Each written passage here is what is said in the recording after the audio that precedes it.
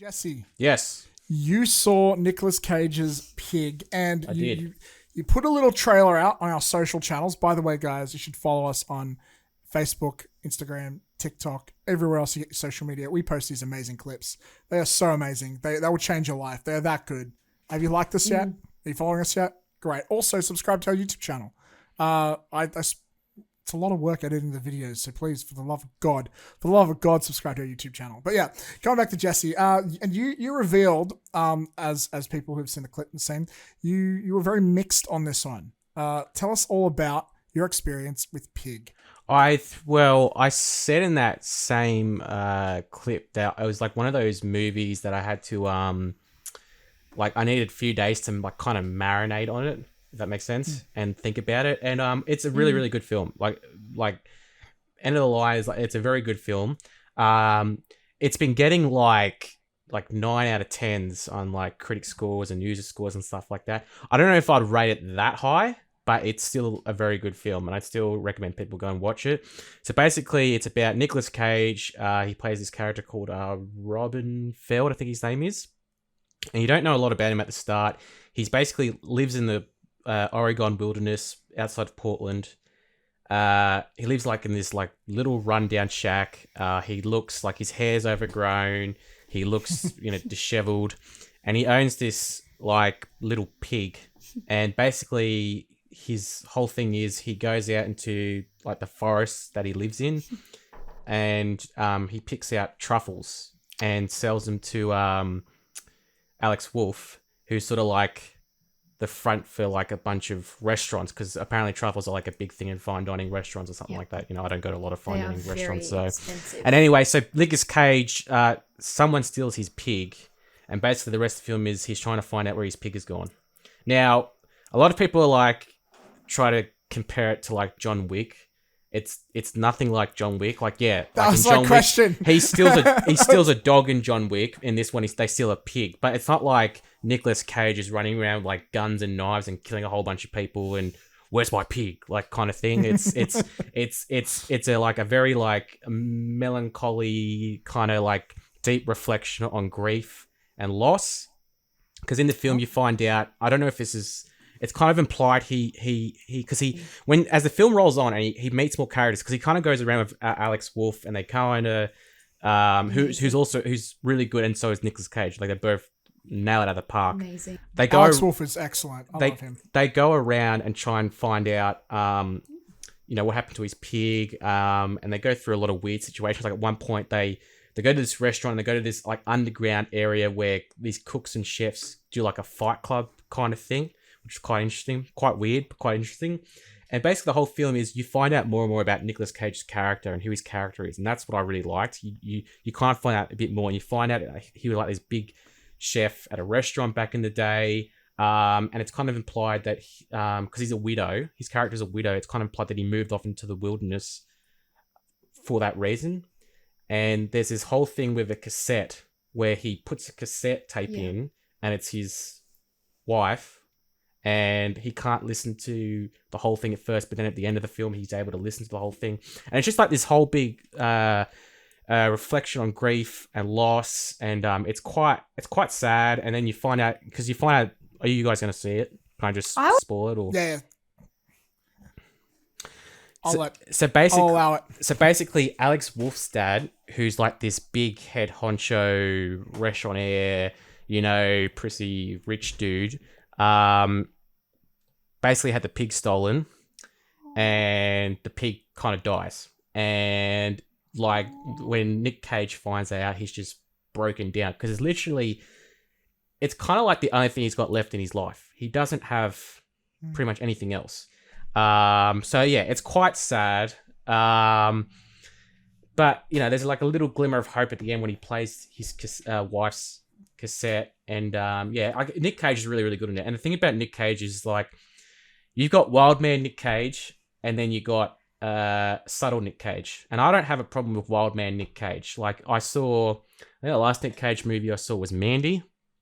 I don't know if you guys have seen Mandy. Yeah. Crazy movie. So at Sydney Underground Film Festival, oh my God, that movie, if I can just quickly say, the first half of it, people were walking out.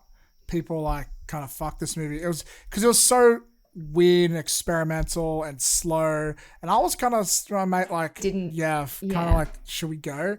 And then like when it changes halfway through and becomes a completely different movie, it's like, oh fuck yeah, and it gives you that crazy Nick Cage that I think we fall in love that with. scene in the bathroom that he just goes insane. Yeah. Well, there's nothing like that in Pig. In Pig, he barely even talks in Pig. Like, he's very like subtle, and he did a really good job. Like, he's a good actor. Like, I know people are giving shit because of his over the top performances in some movies. And I know he's done a lot of shit films because he had tax problems and he bought a whole bunch of random shit that he probably didn't need. But this one's really good. It's a really good film. As I said, I wouldn't say I loved it, but it was really good. It was just a little bit slow for me in some spots, even though it's only like a 90-minute film, and I don't think it grabbed me as much as it probably did other people that rated it gave it like a 10 out of 10.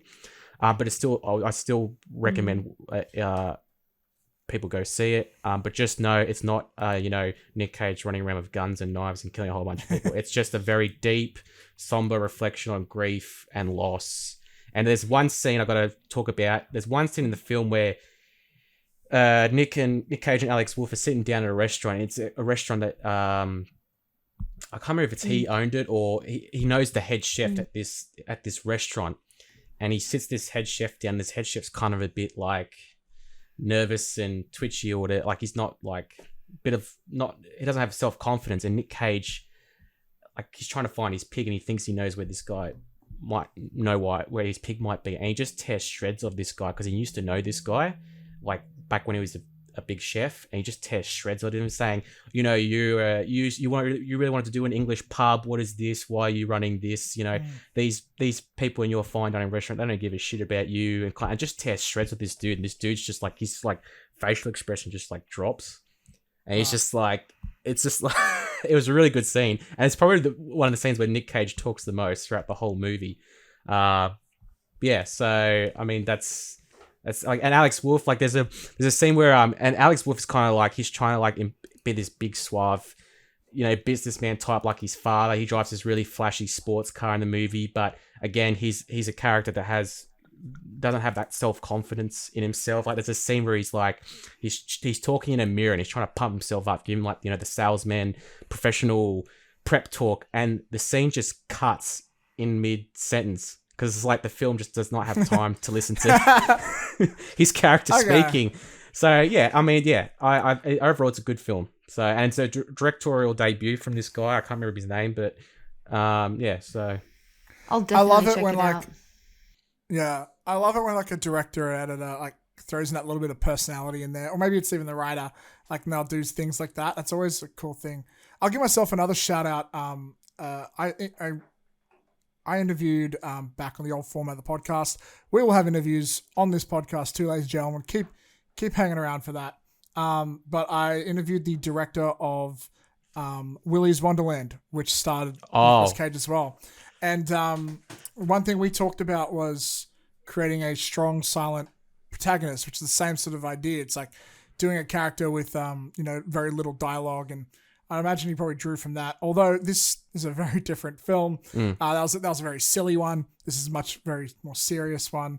I feel like maybe what Nick does nowadays, he's gotten a lot smarter, I think, with picking his projects. Yeah. And I think he knows his strengths, and he often picks them based around, what can I use to showcase this element? Yeah. And he's getting really good at that. So yeah, I'm keen to check out Pig. He's done some good films lately. But as I said, he had that period of time where he was just doing a bunch of trash it kind of just feels like because he had all those tax problems back in the 2000s, and he just bought a whole bunch of shit that he didn't need. But I feel like he went through a similar scenario, probably not the same as Brendan Fraser. But unfortunately, while Nick dived into a lot of shit films, I think Brendan just went through like serious depression, and it's actually sad looking at him now because like he's getting into bigger films now. He just got cast in Batgirl, and it's really exciting. But like you see him in these interviews, and he just still seems like something's broken on the inside, and I just want to give him a hug. It's like, dude,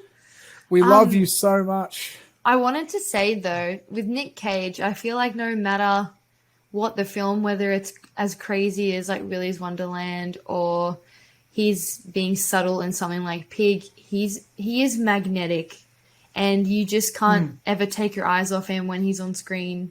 So like, even if you're like, I can't believe what he's doing, or wow, he's really reeling me in. He is, you know, he was really born to do it. I was just gonna say, you know, as I said, like I'd recommend people watch it, but just know it's not a fast-paced action thing. It's a very slow look on and very deep emotional look on grief and loss. That's it. It's not Pigwick. No, it's definitely not. Do not expect that. No, John Nick. No, there's a better pun in there somewhere. We'll find it.